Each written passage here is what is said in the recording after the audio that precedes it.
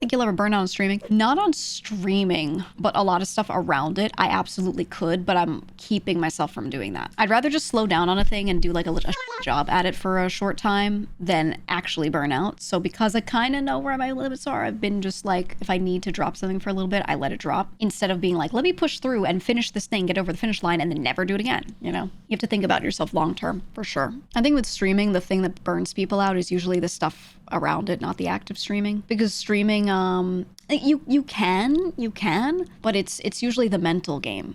Something that actually burns people out is some variety streamers get really tired of trying to pick new things. This sounds so like such a first world problem, but having to constantly pick new things to do, new things to talk about, new games to play, having to constantly like find a new thing actually burns a lot of people out. So it's not like the act of streaming itself, but it's like all that decision making and choice around it. If they're not the person who feels really comfortable easily quickly making these decisions, if that takes mental energy out of them, some people burn out from that. Or they get burnt out because of the interactions they have with chat, right? Like I would always say, like, I know Queso makes little fat jokes about himself here and there, but sometimes the way his chat talks to him about it, you see him like stop making his jokes for a little bit. That can be an actual burnout thing for some people, you know? So there's some stuff where I'm like, hey, if you see something happening and it looks exhausting for that person, don't contribute. Be nice to him. I don't think he's burning out from that in particular, but it's like an example of something that could bother someone. I think one example is a bunch of VTubers have chats that like are always negging them and are always like, haha, bully the streamer. Some people can tank that forever. Some people tank it for a bit and then get straight up burnt out, and they stream less and they're like, oh, I've just been so busy, but realistically, like their chat has made them tired.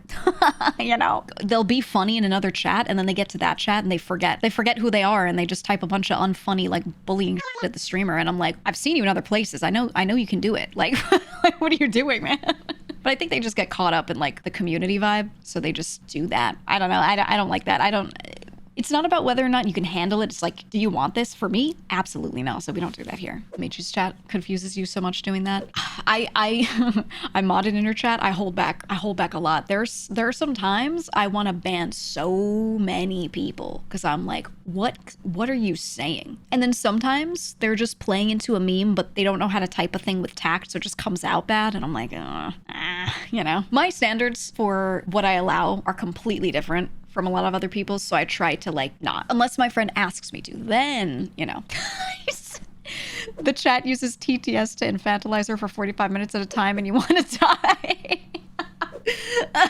I know, it's not just her, it's a lot of people. It's a lot of people that they do that to. Remember when I went on an arc where I played a lot of GTA for a while? Remember that? And I played some variety still, but I stuck to that. You know what that arc did that I really liked, and one of the reasons I kept with it for a bit longer? It took those types and put them out of my chat. The culling. Those types could not handle listening to someone being a gangster RPer and being like, who you roll with? What block you on? They just were like, whoa. They could not handle like my gang getting shot up and like, and then hearing people talk us, and they were like, this is so toxic, I can't be here. Dude, it was the great filter, the great purge. It was wonderful, okay? And I just, you know, we came out of it, and I feel like we had this wonderful cleansing, and we've just been moving on since then.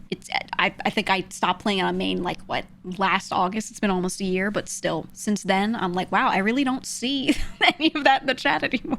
And it's really nice. It's really nice. It's wonderful. Tony, the best filter, brother. That's the other thing. A lot of having like so many male friends on the stream with me. Be honest, there are people that get filtered out by that, and that's great. I think if a chatter can't handle like me having a male friend, oh man, like I don't want them sitting here. Like they should go. It's not the spot for them. You know what I mean? So yeah, there was a lot of stuff like that just called people, and it was wonderful. What is this? You said, what do those types of chatters do about bi people? Yeah, when you have male and female friends, not allowed, not allowed. Those streamers can't have any friends, man.